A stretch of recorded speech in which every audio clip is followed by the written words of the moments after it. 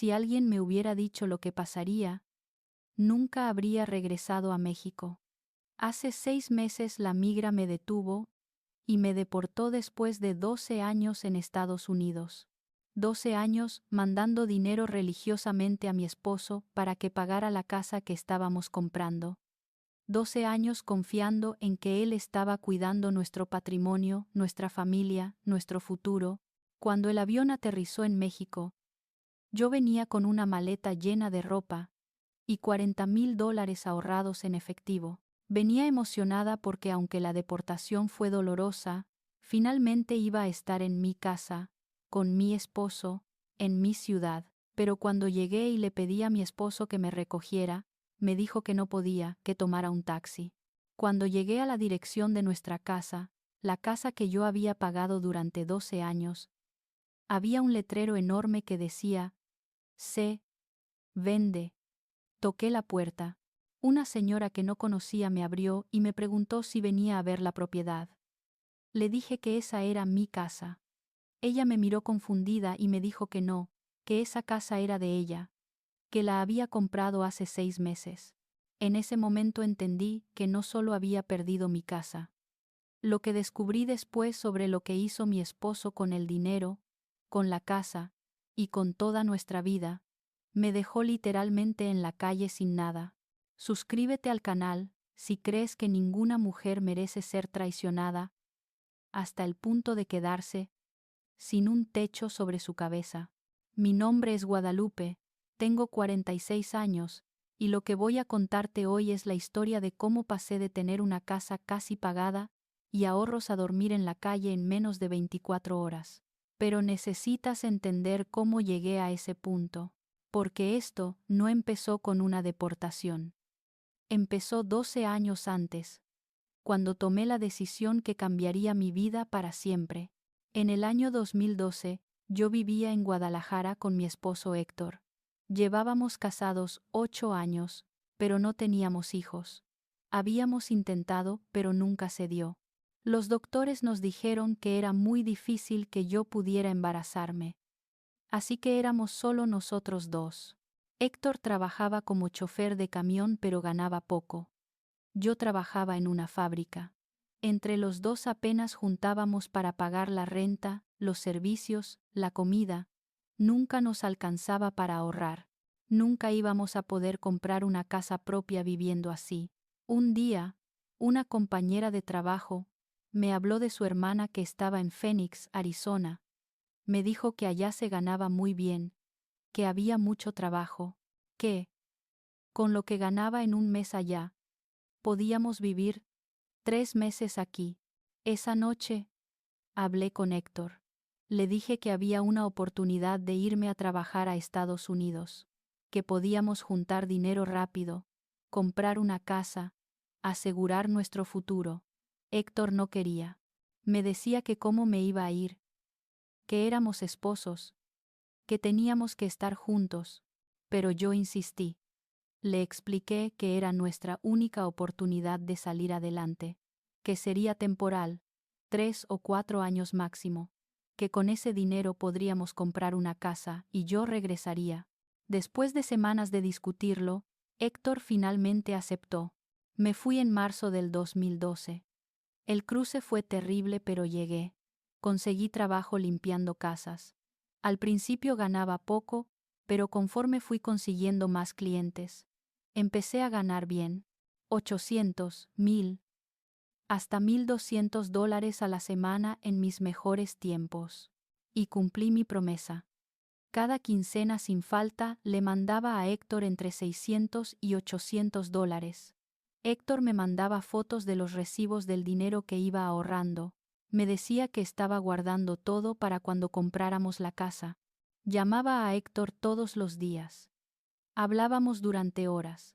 Me contaba de su día, yo le contaba del mío. Me decía que me extrañaba, que me amaba, que contaba los días para que regresara. Esas llamadas eran lo único que me mantenía cuerda en esos primeros años tan duros. El primer año fue brutal emocionalmente. Extrañaba tanto a Héctor que había noches en las que lloraba hasta quedarme dormida. Pero seguí adelante porque sabía que era temporal, que estaba construyendo nuestro futuro. En el segundo año, Héctor me dijo que había encontrado una casa perfecta. Estaba en venta. Era pequeña pero bonita, en un barrio seguro. Costaba 600,000 pesos. Ya teníamos ahorrados 200,000 que yo había mandado. Podíamos dar el enganche y pagar mensualidades. Le dije que sí, que comprara la casa. Héctor la compró. Me mandó fotos. Era hermosa. De 2 recámaras, con un patio pequeño, en una calle tranquila. Nuestra casa. La casa que compramos con mi sacrificio. Héctor puso la casa a su nombre. Me dijo que era más fácil así porque yo estaba fuera del país, que después podía agregar mi nombre. No vi ningún problema. Era mi esposo. Confiaba en él completamente. Las mensualidades eran de 4,000 pesos al mes. Yo le mandaba 6,000 cada mes para que pagara la casa y le sobrara para sus gastos. Héctor me mandaba fotos de los recibos de pago. Todo iba perfecto según él. Los años siguieron pasando. 3, 4, 5 años. Yo seguía en Arizona trabajando como esclava. Héctor seguía en Guadalajara supuestamente pagando la casa. Me decía que ya llevábamos más de la mitad pagada, que en unos años más terminaríamos de pagarla. Las llamadas seguían siendo diarias. Héctor seguía siendo amoroso, cariñoso. Me decía que me extrañaba, que ya quería que regresara. Yo le decía que pronto, que en cuanto termináramos de pagar la casa, regresaba. En el 6.º año, Héctor me dijo que había un problema, que le habían subido las mensualidades de la casa por no sé qué ajuste, que ahora eran 8,000 pesos al mes. Le empecé a mandar 10,000 para que le alcanzara. Trabajé más horas para poder mandarle esa cantidad. En el 7.º año, me dijo que necesitaban hacer arreglos a la casa, que el techo tenía goteras, que la tubería estaba dañada. Me pidió 15,000 pesos extra. Se los mandé. Me pidió otros 10,000 al mes siguiente para terminar los arreglos. Se los mandé. Yo estaba trabajando hasta 16 horas al día, para poder mandar todo ese dinero. Pero no me importaba. Era nuestra casa, nuestra inversión, nuestro futuro. ¿Alguna vez has confiado tanto en alguien que nunca se te ocurre verificar nada? ¿Has trabajado tanto por algo que das por hecho que estás seguro porque la persona en quien confías te lo asegura? Lo que no sabía es que, mientras yo me mataba trabajando, mi vida estaba siendo destruida sin que yo lo supiera. Suscríbete al canal si crees que la confianza ciega puede ser lo más peligroso del mundo. En el 8.º año, algo empezó a cambiar. Héctor empezó a contestar menos mis llamadas. Antes hablábamos todos los días, ahora eran 3 o 4 veces por semana. Cuando le preguntaba por qué, me decía que estaba muy ocupado con el trabajo, que no me preocupara. Las conversaciones también cambiaron. Antes platicábamos durante horas, ahora eran 10 o 15 minutos. Héctor sonaba distraído, como si tuviera la mente en otro lado.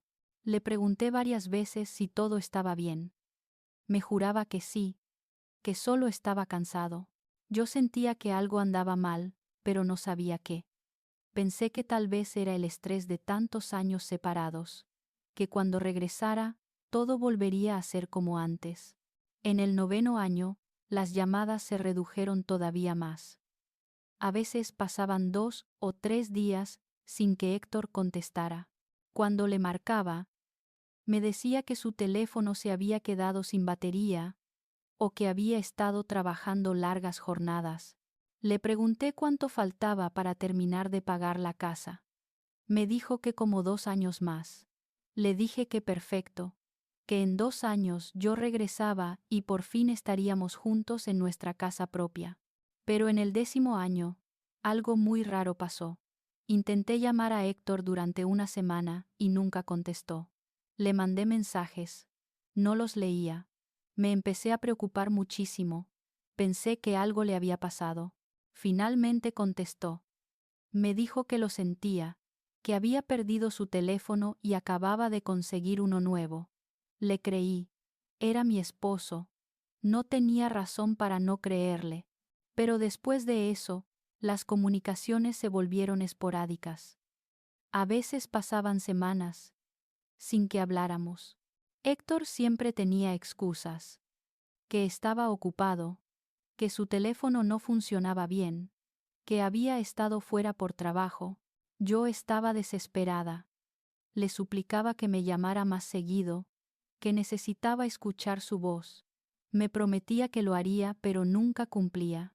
En el 11º año, empecé a escuchar rumores.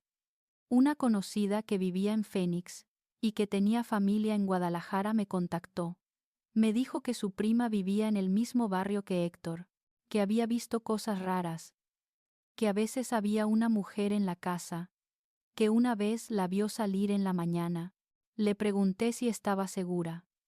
Me dijo que su prima no mentía, pero que tal vez era solo una visita, una familiar o algo así. Le marqué a Héctor de inmediato. Le pregunté directamente si había alguien más. Héctor se enojó muchísimo. Me dijo que cómo podía pensar eso, que él me había esperado todos estos años fielmente, que me amaba, que era un insulto que lo acusara. Me hizo sentir tan mal que le pedí perdón. Me disculpé por desconfiar. Héctor me dijo que estaba dolido pero que me perdonaba, que entendía que la distancia nos estaba afectando a ambos. Yo me quedé con la duda pero quise creerle. Porque si no le creía a él, en el 12º año, en julio del 2024, mi vida cambió para siempre. Iba manejando de regreso a mi casa después de limpiar una casa, cuando me detuvieron agentes de inmigración. Fue una redada sorpresa en el barrio. Me pidieron papeles. No tenía. Me arrestaron ahí mismo. Me llevaron a un centro de detención. Pasé 3 semanas ahí. Intenté llamar a Héctor 1000 veces. Nunca contestó. Le mandé mensajes explicándole que me habían detenido, que me iban a deportar. Nunca respondió. Finalmente me deportaron. Me subieron a un avión con otras mujeres deportadas. Aterrizamos en la Ciudad de México. Me dieron un papel con información y me dejaron salir. Yo traía conmigo una maleta con mi ropa y $40,000 en efectivo que había ahorrado. Era todo lo que tenía después de 12 años de trabajo.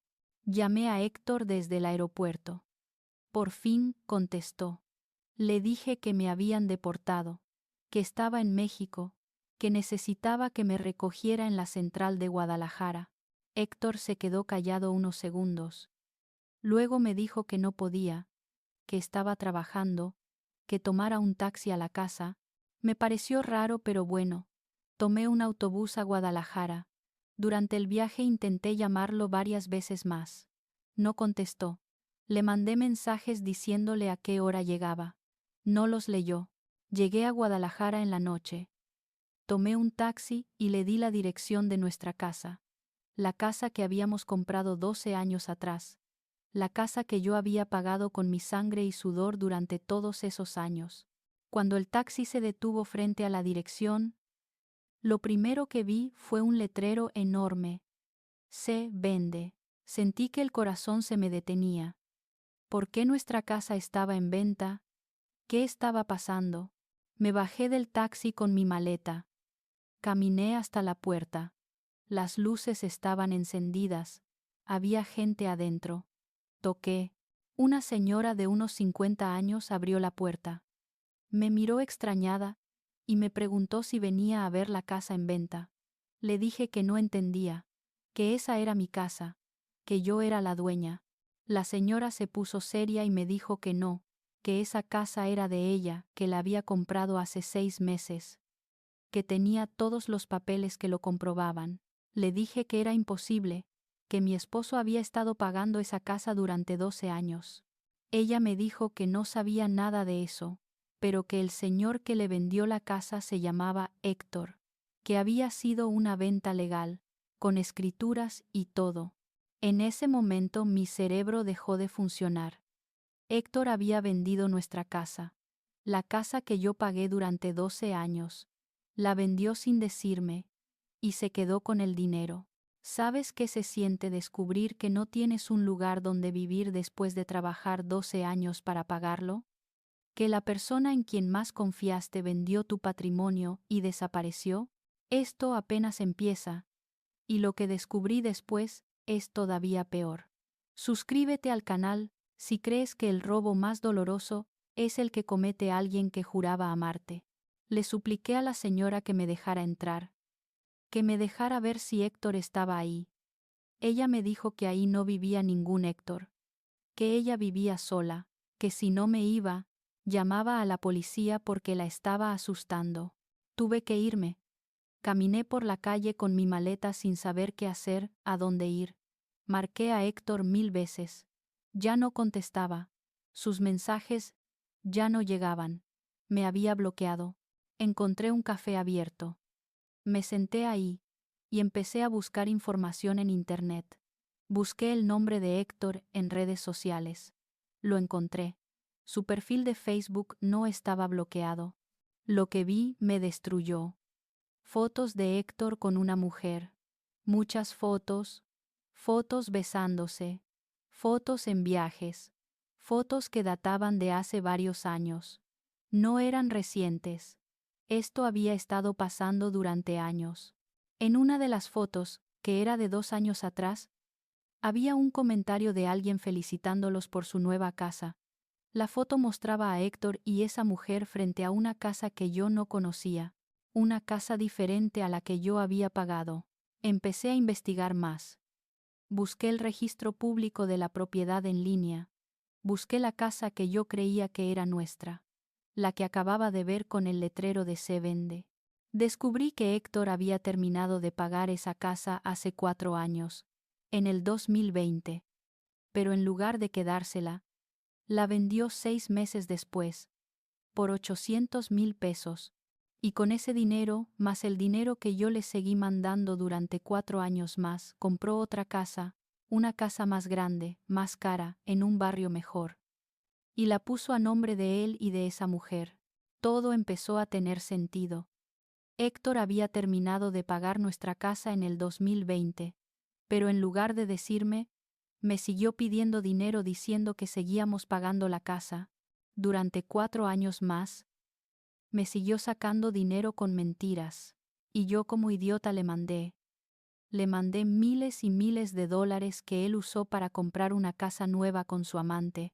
Hice las cuentas ahí sentada en ese café. En 12 años le mandé aproximadamente $180,000.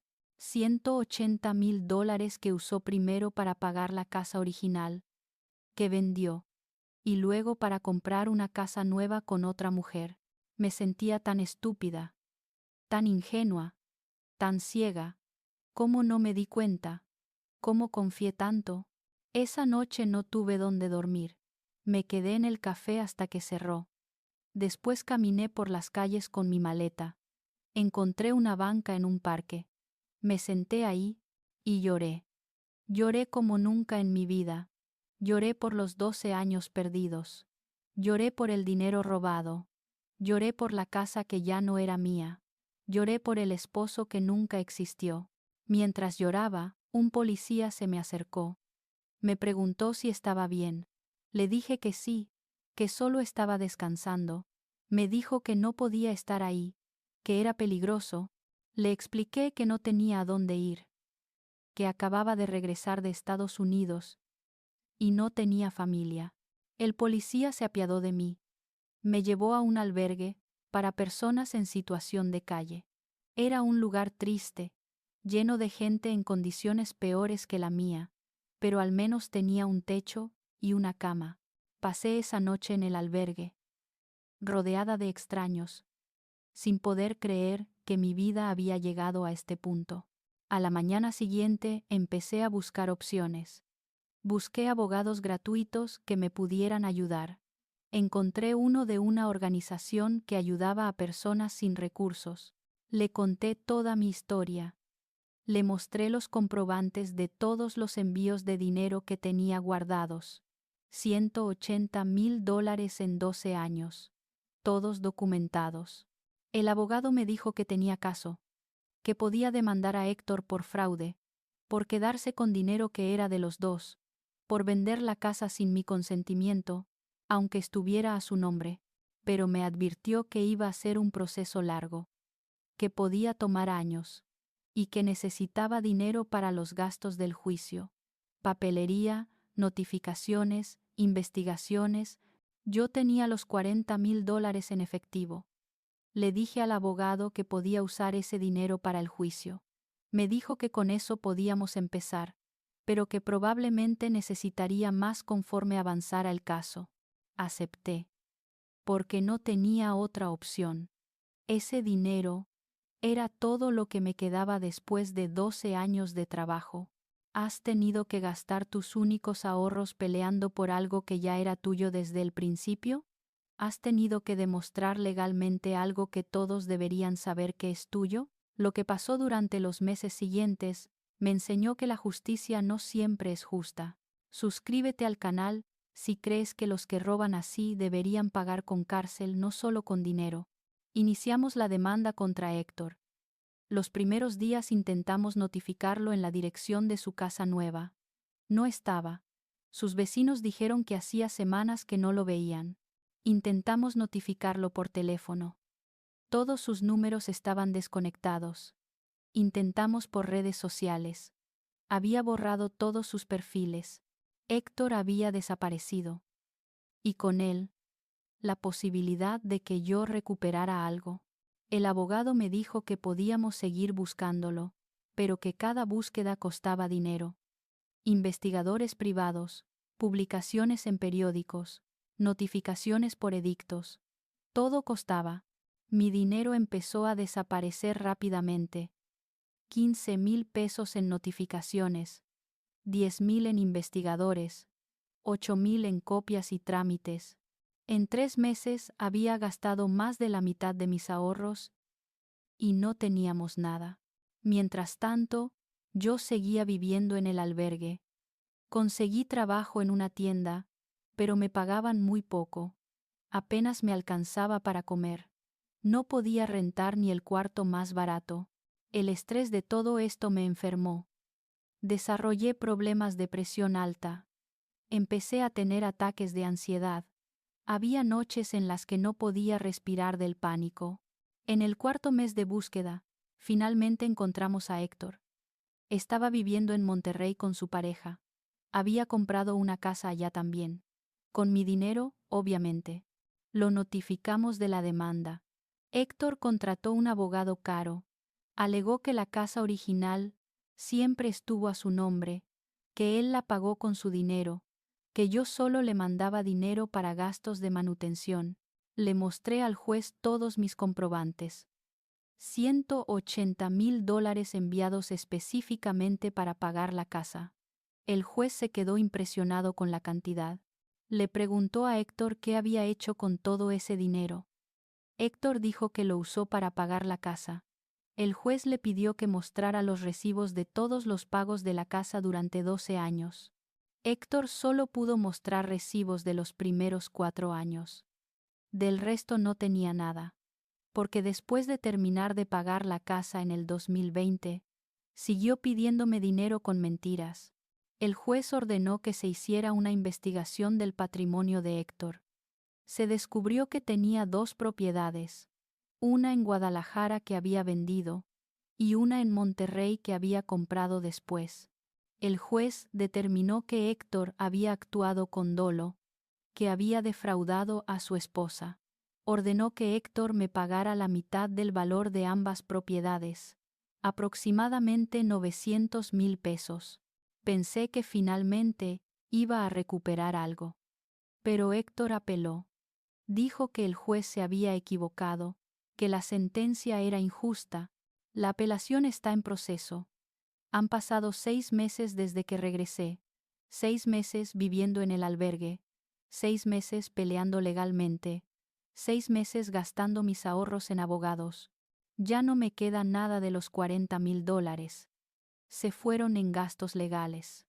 Y todavía no he visto un peso de vuelta.